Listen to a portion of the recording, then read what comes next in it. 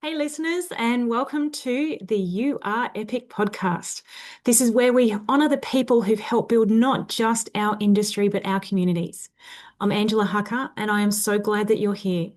So, I'm taking the time to sit down with people who've been in construction for years, people who've been through the ups, the downs, and everything in between. You're going to hear real stories of resilience, growth, and moments that shaped who they are. This podcast is for those that want to learn more from people who've been walking this path for some time, and they're helping to lift up others and quietly making a difference along the way. It's also to show you that your journey matters and your voice matters. And in case you've forgotten, you are epic. Let's get into it. Today's guest is Raquel Manning, founder of Blue Diamond Property Group and a powerhouse in off-market commercial development. With over 30 years in the construction industry, Raquel is a trusted connector between developers, builders, and funders, known for securing multi-million dollar deals with precision and integrity. A proud Aboriginal woman and fierce advocate for gender equality, Raquel leads with purpose by mentoring women, championing Indigenous projects, and driving real social impact across the industry. So thank you so much for joining us, Raquel. It's an honour to have you here. Thank you, Angela. It's really lovely to be invited and to have this conversation today. Thank you so much. So, one question I always love to start with our guest is the part that I'm always curious about is how did you get started in this industry? Well, for me, it was like home ground because my father was in the building and construction industry since the age of 17. He was an apprentice plumber and basically had a very large commercial plumbing firm and also a property developer and builder. So it was more sibling rivalry that actually brought me into into the businesses actually, and I wasn't. I remember I talk to people too. I remember, the times as a young girl, and OHS was very different than what Mm, it is now. yes. And my father used to pick me up. I was a swimmer, and he used to pick me up after training on a Saturday and say, "Oh, I've got to go back and I've got to go check these jobs." And all I want to do was go back and have breakfast. Yeah. But that I look back at those times now where I was on site with my father, and he would explain. I'd want to know how everything worked and how the services made the house work. And at most times there was an old house like on the large property, and because the developers were coming in, and this was for the plumbing side of things, and he would actually take me through because back in those days, they would only just getting under heritage, or they were left in ruins, and it was different. They all had to be done up. So we'd actually go in, and my father would explain the difference between the building now and how they used to do it back then, which gave me a love for renovation, which was part of my journey as well. However, I look back now at what I'm doing, and those times actually make sense to what I'm doing now. But Yes. I I went into the industry in my early 20s and worked in the company for about 6 to 8 months. And my brothers were earning a lot more money than me. Hmm. And I Not remember, surprising. yeah, so I remember the day I went in and I was complaining to my father, and he said, "Oh, okay." And a couple of weeks later, he called myself and my brothers in. And he said, "Your sister has a problem because she's not earning as much of you, and you've got a company car. And, basically, she says it's not fair." So my father came up with a solution. And the solution was this: as of today, the three of you are out on your own. I have a spare company, rename it. I have two old trucks, they're yours. And you can use the offices here as your office. Good luck. Wow. And so basically, as we're walking out the door, he said, "Oh, by the way, there will be a fourth share, which will be me. So you can never outvote your sister." Oh, wow. Okay. And that's how I started. We renamed this company, and we basically started the plumbing firm, and basically took all the clients my father didn't want. Yeah, okay. Okay. He had the market in New South Wales, and basically, one of the large builders, he stopped doing their work. He had a long association with them, and because we had so much work on, or he had so much work on, and my brother was building a house with this builder. And so Dad gave me the idea to contact him. And I said, look, can you give us a chance? My brother's building the house. He can do his own plumbing. If you're happy with that, can you Mm, give us two jobs? If you're happy with the two jobs, can you give us four jobs? If you're happy with the four, give us, eight. And that's how we started off. And then I sort of thought, well, what is it that people don't like in this industry? mm. Okay. And it was the maintenance side. So you build a brand new home and you've got 90 days of maintenance where everything, that needs to be fixed gets fixed. Mm, And I saw a market there because everybody hated to do it. Even the trades hated to go back. They just wanted the clean work of going, doing the bulk work and not going and fixing anything else up. Now, most times, 90% of those times, it was someone else's fault, whether it was the tiler putting down, their rubbish into the pipes mm, because they didn't want to take it outside, whether it was someone putting a nail in or a backhoe, going over breaking a pipe and, they're worrying about it, 6 months later when there's a problem or there's a sewer check or mm. something else happening. So I went, part of my PR and going into finding builders and getting new work was actually providing a 24-hour plumbing service. Awesome. I And I was love that. the first one to do it in New South Wales. Wow. Yeah. And my father, yeah. And it worked. And that got us so much work. And then that became a business on its own, the maintenance side. Mm, Okay, so that was that. So we had two workers that weren't great commercially, but they were great on maintenance. And I went to them and said, are you interested in doing this type of work? And they said yes. And they worked with us for 25 years. wow. That's They're still incredible. going in that industry. Okay. And, out of that, we worked together for 25 years and, had great success. And then we went into development and I was self-taught in development Mm, because the men didn't want to help me. that's interesting. Right? That's Didn't want to interesting. help me. They did Mm, not want to help me. So I went silently and self-taught myself. And then I built a portfolio that nobody knew about. yeah, great. I love this. And everyone was wondering why I was going over to WA all the time because that's where I built my portfolio in a little town of Yeah. Kalgoorlie. Yes. And I basically knew all those streets back to front in that town.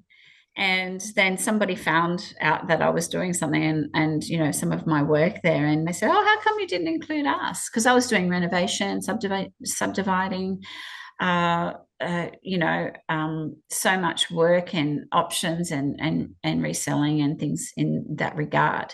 Mm, Everybody wanted to know how I was doing it mm, because I self-educated myself, mm, right? And because to them, I wasn't, I don't say the word smart enough. I think they just didn't want you to know too much. mm. They didn't want you to be better. But as you know, to be a woman to survive in the industry or to get a seat at the table, you have to have three times more knowledge Yeah. than anybody else. And a bucket load more resilience as well and perseverance. I've learned like 35 years now Mm, in the industry. I've been in different facets of the industry as well. Okay, mm, so a plumbing firm that became the sister company of the large firm, and we were, very well respected in the industry. mm, From there, that allowed us to go into, developments, and then we had a building company, mm. and that's over, just over 25 years full of working in those three sectors. That's incredible. And, and self-taught in a lot of those Yeah. areas, Yeah. because Congratulations. That is incredible. That's a real testament to you as an individual. So, and, learning. And I had, when I speak about my industry experience, I put it in 3 decades, right? When I was asked to do a keynote in London, they said, "Can you speak about your entrepreneurial journey?" And I went, "Oh my God, where do you start?" yeah. 34 years, at that time frame. So I thought I'm going to put in 3 decades. And my 3 decades I define as the three as brilliant, brave, and bold. I love that. That's awesome. Yeah. What a great way to define it. Because I had 10 years of a golden run where everything went right. Okay. Then I had 10 years where everything went wrong. Yeah, wow. Okay. So I had to be brave. Mm, And and then I had 10 years of rebuilding where I had to mm, be bold and bring bold. my knowledge to the table and just go for it. And was it in that order as well? Yeah, it was. I had brilliant Okay. 10 years. Yeah. I had the GFC. I had a long divorce battle and custody battle with my children. That Mm, went for 7 years. Okay. mm, And basically, I ended up, and I don't know if it was the smartest move, but if I didn't do it, I wouldn't be where I am today. mm, I just remember going into the courts and said, give him everything that's left. I just mm. want. Yeah. It gets to that point where it's your sanity is worth more because you can Yeah. recover. And I did. And, I started again and I started with knowledge and I Mm, started in a different sector. The opportunity came up. Someone said to me, Raquel, you'd be great in real estate. You'd be fantastic. mm, And I said, oh, yeah, I always wanted to add that to my list. And basically did my course, and friends from school helped me do the shop fit and helped me start again. And I did a barter deal with them. And so basically, doing deals with people to get back on my feet where I just put my time and energy in, I mm, did that. And basically, growing up in Western Sydney, where the new corridor of all the rezoning for the airport came in, mm, what made me different from an average agent or someone that's just come into that part of the sector mm, was my knowledge of development, my knowledge mm, of plumbing, development, building. I could actually work backwards to see if that site was going to work and do the feasibility. mm. Which is another service again. Again, right? Because I've been there, I've risked my money, I put my Mm. money on the table, I've done all of that, Yeah. so I know how one feels to the other one feels.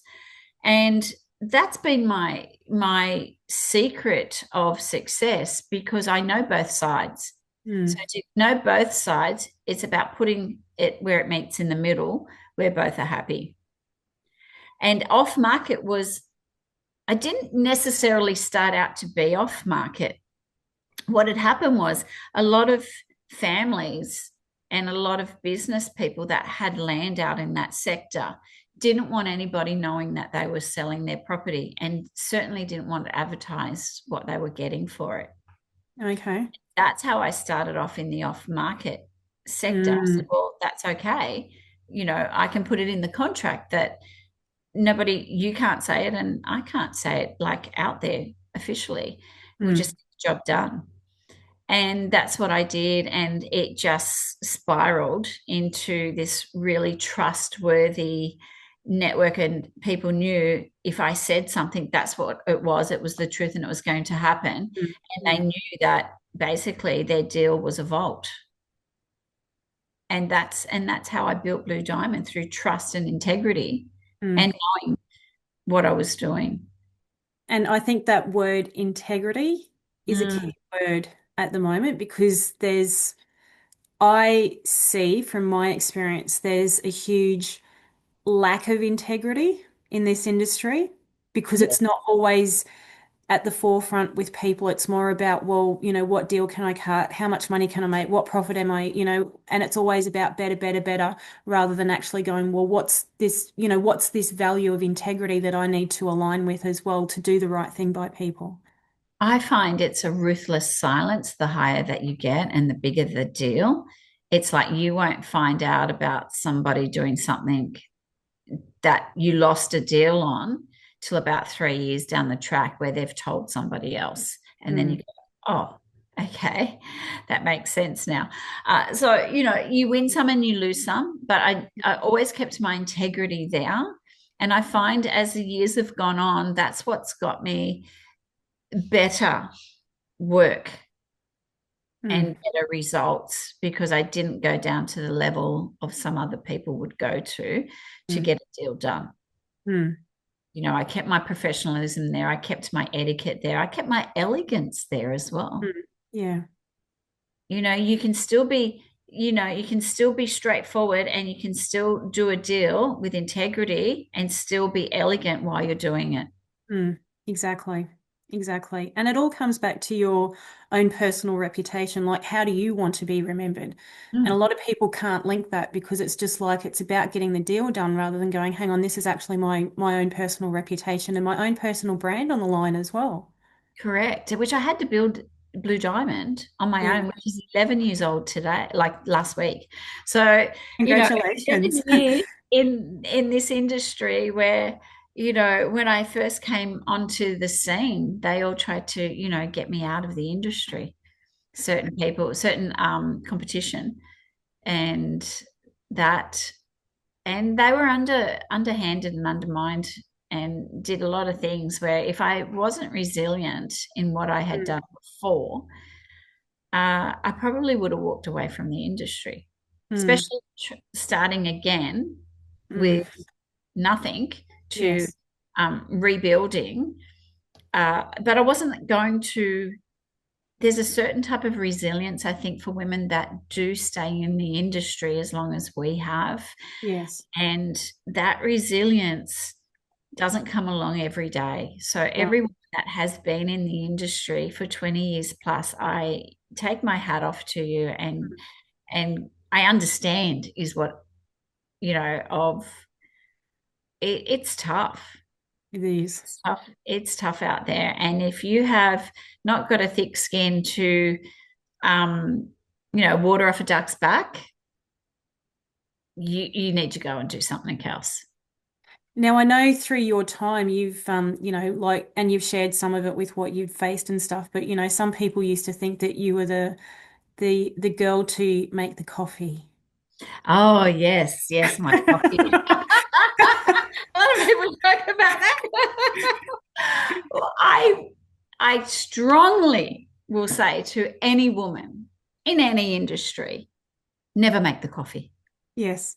Never make the coffee because while you're going to make the coffee, the deal's being done in the boardroom Yeah. and you're not part of it. They've Mm. already put you on another level. Okay. When someone says to me, Raquel, can you go make the coffee? No, I've had mine this morning, but I tell you, I'll wait for you in the boardroom while you go and get yours. Is that okay? Yeah. Yeah. And yeah, never. And I've had people from around the world who have listened to my keynote in London 2 years in a row, have actually sent me messages. It's been a game changer, Raquel. I don't make the coffee anymore. Yeah. Just a little shift like that, what a difference it Just can make. just that little shift. And even, a lot of women came up to me after the keynote and said, I always make the coffee. Yeah. Do they start the meeting without you or do they wait for their coffee? She goes, no, they start without me. Yeah, I said, that's so right. you're on a different level before you even go in because they didn't wait for you.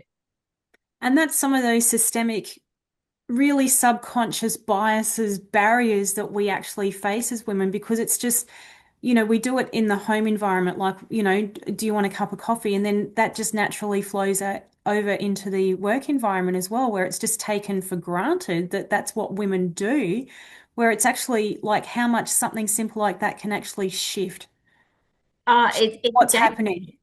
It's a Yeah, game changer. I refuse to make coffee in any meeting.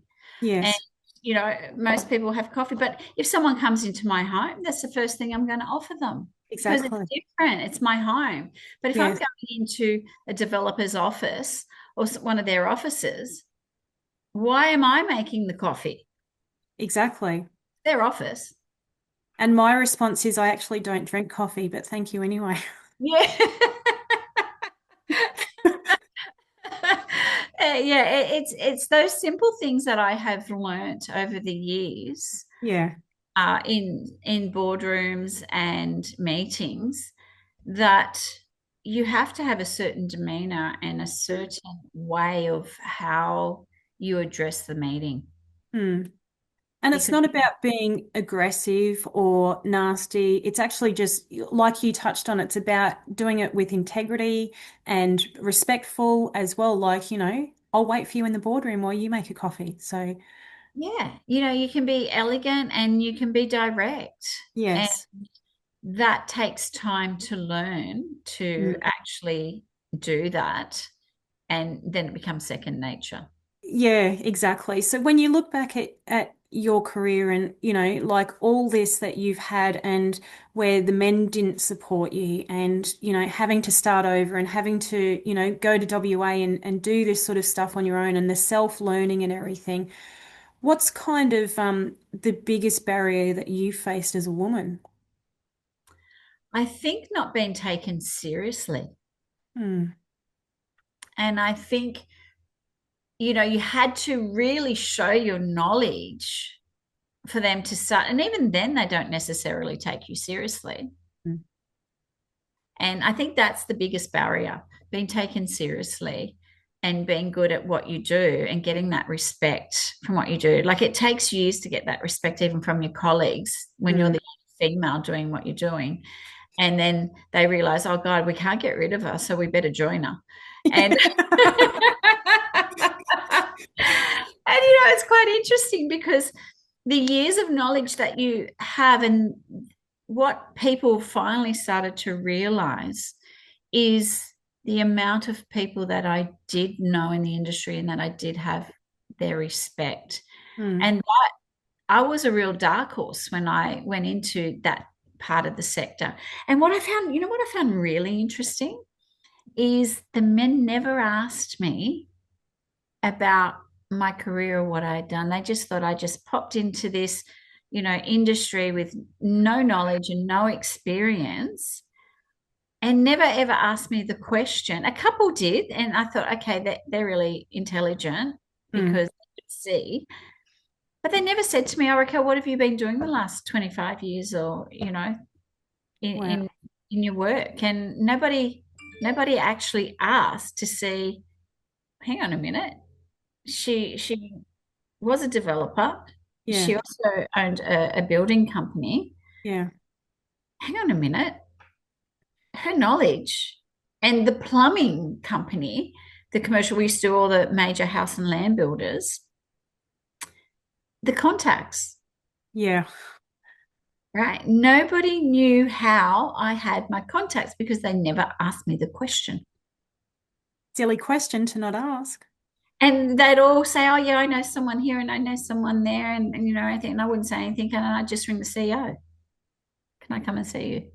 Yeah. Have a meeting. And they were all trying to get, somebody in there that was, just working there. Hmm. And I had the CEOs that I could call because I knew them and they knew my work. And I didn't have to do all that groundwork there again.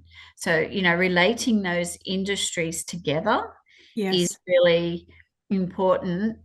And again, it's important in the sense you never burn the bridges. No.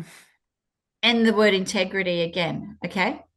Because I had integrity in all those other businesses, they still actually combined into Blue Diamond Property Group Hmm. in so many other areas.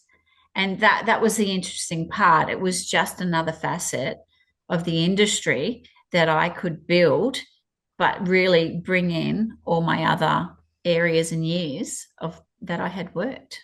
And the whole thing is that what you've been involved in, particularly with what you set up when your father said about, here's two trucks and, go ahead and, there you go. And you had to learn and you built it and you had, employees that stayed with you for 25 years, which is obviously a testament to the culture that you created, which would have been a great culture by the sounds of it, because people don't stay for 25 years unless there's something good going on.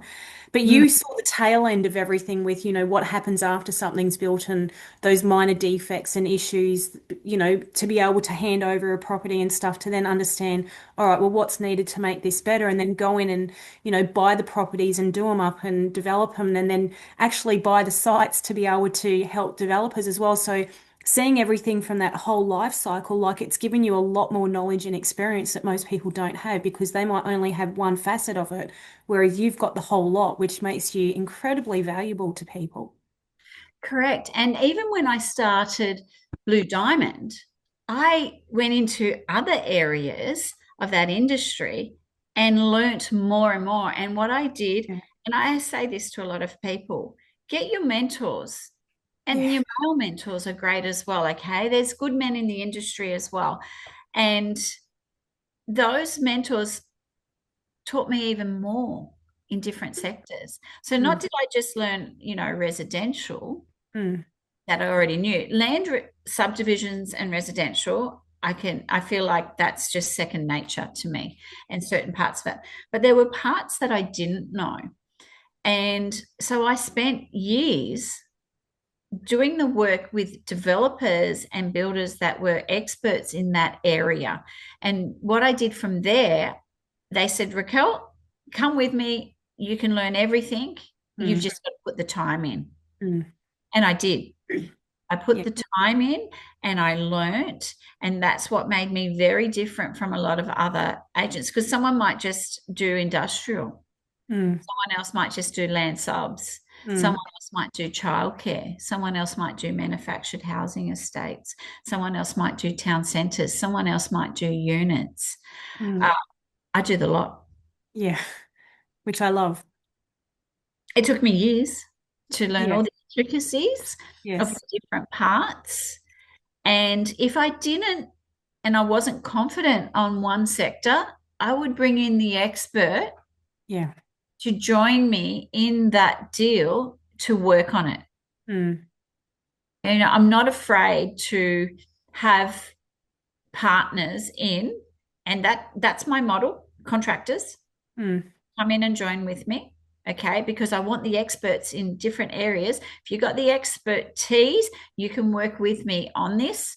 Not necessarily all the time. I'll do my own as well. mm, mm, But in certain areas where I feel that deal needs two people or even three, mm, I'll bring in other colleagues that I've worked with for 8 years, 9 years, mm, and say, do you want to work on with me on this project? mm. Because it's about getting the deal done. Yeah, that's it. It's about achieving the end result. Correct. And if I know somebody else has a better relationship with that developer, well, yes, I might not get the same commission, but it's going to be much easier to get the deal done when that person's got a strong relationship with them. Correct. You've still got to build that relationship with that person, and that could come from doing that deal. Exactly. Yeah. And it So, comes from your reputation as well. Like you've got a well-established reputation as well. So people know that, you're true to your word, you can be trusted, you've got integrity and you follow through and, you do what you say you're going to do. So hmm, yeah, it certainly hasn't been boring. no, no. So it doesn't sound boring. It sounds like quite the roller coaster journey, if anything. So but you're No, look, definitely an inspiration. So, now look, you mentioned twice about speaking at in London. I'd love to hear a little bit more about that. okay, I was in the final as a finalist in Women Changing the World Awards. Awesome. Last year, I got up and did my first keynote in Wow. London, and it was on my entrepreneur journey. And Okay. I realized a lot of people said to me afterwards, "Oh, Raquel, I could have listened to you all day, speaking, and all of these different areas of conversation came up from it." And I thought, wow, I can really help women Yes. and entrepreneurs. And these were women from all around the world who Yes. still contact me or ask me questions. And I thought, oh, this is something I can give back to women. And then this year I went again and did a keynote on leadership. And I also won the Hall of Fame. Yay, congratulations. Well done. So well deserved. Yeah, women changing the world, and that to me would have to be probably the highest honor of awards to date, that I'm so proud of because it's about women and it's women from all around the world. There Yeah. was a lot of entries in there, and that to me was probably one of the most special times of my career. That's awesome. That's actually given me goosebumps just Yeah. thinking about that because, like hearing a bit about your journey and what you've been through and what you've done and the barriers you've faced and overcome and the resilience, like to have that recognition, it's actually quite humbling, I would imagine, to go because you do what you do and you don't think anything about it, like you just keep going. And then Yeah. to actually go, oh wow, like, I would imagine that would be quite humbling for you as well. Oh, honestly, it made my heart so full because here I am, 30, 34, 35 years in the industry now. Yeah. Yeah, Uh, to be recognized on a world stage absolutely. for your journey and your entrepreneurial journey, Yes, it made me feel that it was worth it. absolutely. Yes. Because there's times where we all go, oh, Oh, can I keep going? Can I keep doing this? And I've had the highest of highs and I've had the lowest of lows and I've had the golden dream run and I've had it where, can I buy a loaf of bread today? yeah. I've had all of that and I had two young children. And I think one of the main aspects for me was I wanted to be a good role model for my two Mm. boys. Yeah. I want to be a good role model to them that you just never give up. You Yeah. have to keep going. You have to push through and you have to find a way. And I always say that the experiences that are brought to us are gifts. They don't seem like a gift at the time. No. But they are a gift because what they do is they help you grow as a person and learn something about yourself that you didn't know before. And whether that's to be a little bit more resilient, to just keep going, to try something new, to step out of your comfort zone, whatever that is. So, what's sort of you touched on about the resilience, but what sort of other things have you learned along the way about yourself? I've learnt to keep healthy. Yes. That is a really important factor especially as we've gotten older. Yeah. And I take time out. So for me, when I was rebuilding like I was building Blue Diamond and rebuilding myself, I actually I went back, so I'll go back a little bit. So when I got divorced, my father helped me raise my two boys. Mm. So I moved back because my mum passed away. So I moved back home, and Dad said, "Go and show the world what you can do." Oh, what more do you need to then put wind underneath your wings? Like to have that from your father. That's awesome. Yeah. A So beautiful message. yeah, so I did that and everything, and then we moved up to the coast, and I didn't know anybody up here at all. Okay, so but I go back, I travel back all the time. And what it did do, and it was just before COVID, what I did do, I found that I didn't have any distractions.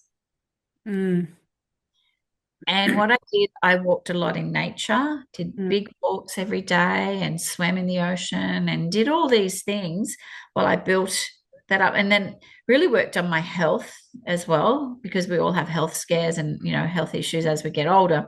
mm, Concentrated on that. But what I found in this lifestyle environment here at the coast is it allowed me to rebuild um, mm, in a different way I would have living out west. mm, And even though I'm out in Western Sydney twice a week, I'm in the city once to twice a week.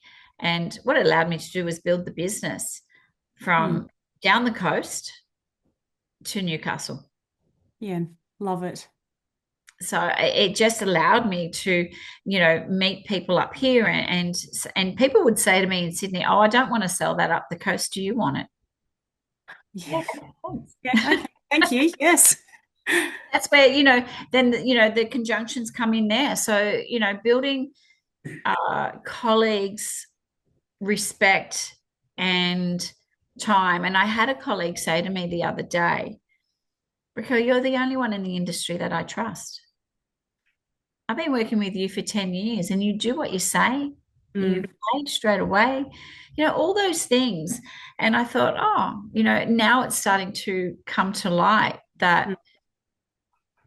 it's starting to make a difference of keeping my values Yes. along the way, Yeah. because a lot of people lose their way and they don't. And that's something really key as well, because that's something I have noticed in my time as well. It's that continual understanding and alignment with your values and who Mm. you are, and just making sure that no matter what happens, that you are always upholding the values that you live by, Mm. regardless of how ugly, messy it may get, that you're always staying true to who you are and your values as well. I think as a human being, and I think if you keep true to yourself, it's only going to highlight your work, Yeah. and who you are. Mm. And it's taken me a long time to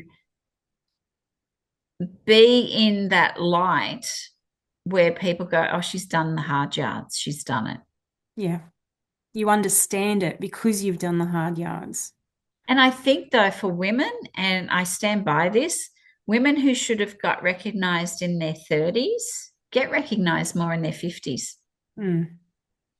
because the work I was doing in my 30s was brilliant. It's not to say what I'm doing now isn't great, right? Or, it was Yeah. just different, but there was no recognition whatsoever. No. Now No. there's a lot more recognition in the industry for women. Yes.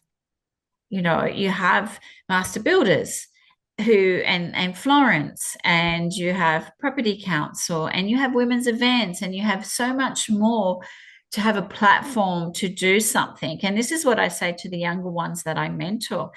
What you see and the options you have now, we never had any of that. No. No, we did not. We didn't have any, there was nothing out there. There was no women's events. There was no No. one you could speak to. There were no mentors. There were no mentoring programs. There was nothing, spoken about in the schools. It was a job you just didn't do and you weren't wanted. It was an industry that didn't want you, Mm. but they needed us. Mm. Absolutely. And they still need us. They still need us, and they realize now that women can contribute in so many areas of Mm. so much of the industry. You don't have to be out there laying bricks or putting pipes in. You're sure, if you want that and you're built for that, great. But there's so much more of the industry. You can have planners, you can have architects, you can Correct. do so much more that doesn't require you to be doing that physical workload, because that's what comes to people's minds straight away. Yeah. Yeah. And even though there are women doing it and doing a great job at it, and carpenters and electricians and that arena, there's also the arena. And I always remember my father saying to my brothers, if the office side and the PR side doesn't work well, you don't have the work to do. Correct. That's right. You And don't it's have the materials, you don't have the stock because nothing's been ordered. There's no bills being paid. You don't get paid as well. So, But what about the negotiating as well on price? exactly, winning the contracts. Winning the Exactly. contract, doing deals with suppliers as Mm. well, so that, at the end of the day, it's profitable. Yes, Who does all of that while you're out there doing the physical work?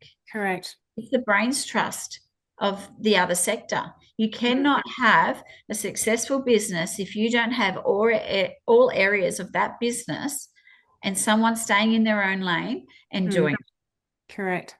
And I have to give credit to my brothers because they stayed out of my lane and I stayed out of theirs. Yeah. And it worked well. But we did do every Friday afternoon. We used to go back and sit in Dad's office and have something to eat, and we'd brainstorm. Love it. We'd brainstorm for hours of new ideas and go backwards and forwards because we were very creative as well. And I get that, I think, from both sides of the family. But uh, the practical side, and then we'd sway around to, oh, what about this? Oh yeah, but this could happen. But what if you do this, or you find a solution for this and you do this? And we used to come up with brilliant ideas that we implemented, Yeah. and they were successful. Yes. And Dad would turn around and say, well, they're only going to be good for 6 months. And then he'd laugh because your competition's either going to do it the same or better. So you better keep on top of that. It, And it is. I've It's lived that with it. continual improvement as well. It's like, yes, you've got that idea, but once that's been implemented and proven, then someone else, you're absolutely right. Someone else will pick it up and they'll do it better. So, and that's what I can see has been, like a secret to your success is that continual improvement. Like you identified those gaps and you went in and the stuff that you did in WA and what you're doing now. And, like it's that continual improvement of what you're doing and what you bring to the table. And that's a secret, right? It was not Yeah. a secret now, but yeah, but that at the end of the day, if you can find a niche that nobody's doing and you Mm. know you can do it well, well, go and do it, Yes. no matter what industry you're in. And don't worry about all the naysayers. I can't tell you how many naysayers Oh, yeah. there were, and even still today. And now I just smile. And when someone says, "Oh, you can't do that. You'll never do that." Well, actually, I've already done it. Well, see, I say can't does not exist in my vocabulary for starters, Yeah. but I actually use that as incentive and motivation to go, challenge accepted. Thank you. Yeah, yeah. And the naysayers, right? You go, okay, okay. And if someone had told me 10 years ago that I would be on an international stage Yeah. talking about my life and my entrepreneurial journey, Yeah. I would have thought, that person was crazy. I And know. you Yeah. know, and to do what I've done now, you're talking large parcels Oh, that yeah. would be, future suburbs, you know. And I look back to that little girl in the field Yeah. Yeah. asking the questions at 10 years of age, but how does the sewer, how does the electricity, how Yeah. does that all come together, Dad? And he would explain it. So it's been in my blood since a little girl. We'd stop at the lights and Dad would say, oh, God, you know what? I could renovate that house. I could do this, and it would look fantastic. I do that at the lights, and that was, part of my renovation sector. So I did renovations as well. I Yes. did probably renovated about 30 homes. And Wow. once in one of my little, probably early 30s, loved it, had fun with that. And so I've done different parts. When I see there's a niche and there's a market at that time frame, Yeah. I take it along for when I feel then it's got to move and I pivot to something else because nothing lasts forever. No, it doesn't. So you need to go and then find another niche Mm. and go and be good at it. And the only way you're good at it is keep going at it. Yeah. And don't give up. That resilience. And that resilience factor, I think, you just got to block out the noise of what other people think and what other people say. Absolutely. And it takes time. And I feel that the younger generation don't know how to do that yet Mm. because they haven't lived life enough to know. And I think that's what we're there for. Correct. Guidance, Correct. to go, well, no, I think, you need to do this, or I think if you try this and see how that goes for you in the industry. And with that, like I know you're a huge, advocate for women in the industry and you do a lot of mentoring and stuff. Do you want to touch on that a bit with, what you like these sorts of tips and tools and strategies about what you pass on for women as well too, and the social impact that you're making as well as a result of that? I did some mentoring for Women Building Australia, and I had some young girls who are little pocket rockets. And I also did one with Property Council of Australia. And it was the same program, but I was more hands-on with the girls. And so you're meant to meet 1 hour for a month, each month for 10 months. So, but all the girls that I've done mentoring with in that capacity there, I said, I work a little bit different. I'm going to sit with you for 4 hours and we're going to have lunch and I'm going to get to know you. Mm. And then we're going to get into the real work. Mm. And in that 4 hours, I can learn so much about them, Oh, yeah. their mannerisms, and how I'm going to actually let them shine. Yeah. And they all put, I said, let's do a mud map. Let's work out what you want and how you want to do it. And let's go through it and let's get to where you want to be. Every single girl that I've mentored, their 12 months, they did it in 3. Wow. That's awesome. Each one. Yeah. Incredible. And so I thought, okay, great. So, and then I said, well, we've got, some more months. Let's go on leadership and let's go to your next one. And they go, I don't know, I haven't thought that far. So Yeah. then, you work with them to actually go, well, this is, the next stage. Where do you want to be? So it gets them thinking Mm. about, oh God, I only thought of the first Yes. 3 months. And that's something that a lot of women need to actually think more about is Yeah. longer term plan. Even though you live for today and you've got to deal with today, I set myself goals all the time. I actually set every year, I pick 3 different things that I've never done before and I go and do them that are either industry related or something different. A keynote, I put that on my list. I'd never Yeah. done a keynote. That was one of them. Wow. Another one was judging book awards. Okay. Oh, wow. I just Okay. finished that and I loved it. Okay. And so I'll always pick 3 things a year that I've never done. And, some things then lead to other things on top of that. Yes, that's right. Exactly. It's about being in different parts that lead to different areas. Never underestimate who knows who. Oh, and really, when you think about it, the industry is quite small. It's very It's small. very small. I mean, even though there's over 1 million people that work in the industry, but it is quite small. I have to tell you something funny. I was at a cafe uh, a couple of weeks ago and I was given, my little, blue diamond doll girl, Lego girl. And anyway, she was sitting on the table and the owner of the cafe, who I've known for 10 years, goes, oh wow, look at her. Oh, Blue Diamond Property Group. I've heard of them. They're supposed to be really, really good and integrity, honest, and get really great results. And I go, oh, really? I go, I've been coming here for 10 years. You didn't know I owned it.